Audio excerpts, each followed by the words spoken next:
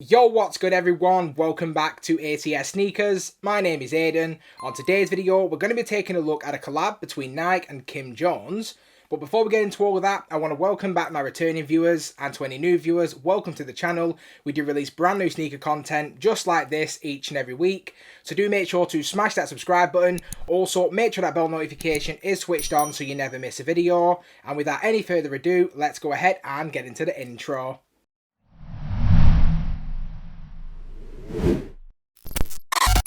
So just like we always do on my channel, before we dive into the shoes, let's just take a quick look at the shoe box. If you've never seen a normal Air Max 95 review, you might not already know that the standard box of the 95 is just a normal red sportswear box. Now they've completely dressed this up considering that it is, a collaborative sneaker. So we have this all black cardboard box, and then in the center of the top, we do actually have this glossy Nike branding. This box actually does remind me a lot of the boxes that they do use for the Undefeated collabs. Not sure if that's just a standard when it comes to collabs with these all black boxes, but personally, I'm actually a really big fan of actually how they look. Then on either side of the box itself, we do actually have the Kim Jones branding as well. But if we take a quick look now at the label, which reads Nike Air Max 95 Kim Jones in the black, vault, dark grey, cool grey colourway. Now this is a personal pair as it is in a UK size 9. And as you can also see as well, this is actually a pull-out drawer. So if we just pull out the drawer itself, on the actual inside of the box, we do actually have the Kim Jones tissue paper as well, which I thought was a really nice detail for the shoe. Not sure if the camera's going to pick that up or not. Really nice detail for the box, really nice packaging. But if we now go ahead and get straight into the shoe, starting from the toes up. Now on the underlay, we do actually have this really nice breathable mesh material, which is then been overlaid with this really nice semi-translucent webbing. Now around the toe box of the shoe, we do actually have this silver canvas material, and on the lateral side of the mudguard, we do have this black Nike swoosh. Now the swoosh is definitely a really nice feature for this shoe, not something you see on your standard Air Max 95, and the actual canvas material on the actual toe box is a really good quality as well. But if we now just move over to the lateral sidewall, here we have these really nice premium leather overlays with the perforated lines. Now this perforation is apparently inspired by the Air Max 360. I'll be completely honest, I'm really not the biggest fan of the Air Max 360, so I don't know too much about it. I'm not exactly sure if these perforations actually add additional airflow into the shoe or if they're just there for aesthetics. Now the leather overlays apparently are supposed to be inspired by Kim Jones's early life in London, and that's why we actually have this inverted gradient colour.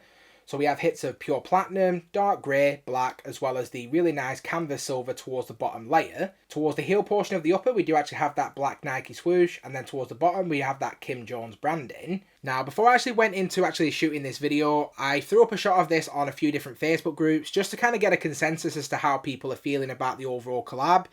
Most of the people that actually responded were saying that they were quite disappointed with the overall colourway, and, for anyone that doesn't actually know, Kim Jones was actually heavily involved with the Air Jordan 1 Dior that released in 2020, and I think a lot of people were trying to hold this shoe to the same standard, but as far as I'm concerned, sometimes less is more. I'm not going to hold this shoe to the same standard. I definitely like this shoe a heck of a lot more than I thought I would. The quality of materials is unreal, and I definitely feel like this is a shoe you actually have to get in hand and fully appreciate. The pictures, in my opinion, don't do this shoe justice. Moving down the shoe now, here we have this all-white EVA 4 midsole with visible air towards the forefoot, midfoot and heel. The air units have actually been tinted in Volt to match the eye stays. If we then switch over to the outsole of the shoe, here we have this semi-translucent rubber outsole. We have the Nike Air branding just under the forefoot, and then underneath the midfoot and heel we do have that wave pattern. Now incorporated into the wave pattern, we do actually have some detailing, something about 20 psi, 25 psi.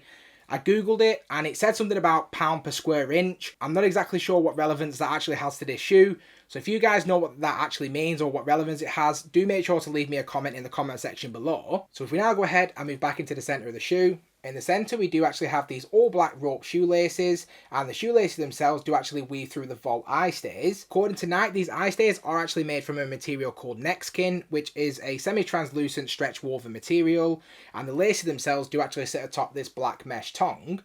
Now the laces themselves are actually overlaid with this Y-shaped 3M overlay, and if you do actually flash any kind of light on it, it will be reflective. So if you're really interested in reflective sneakers like me, it's always a really nice feature on the 95. If we then move up the actual tongue itself to the top, we do actually have that standard Air Max 95 rounded branding, and then if we move inside the shoe itself, we do have this all black sock liner.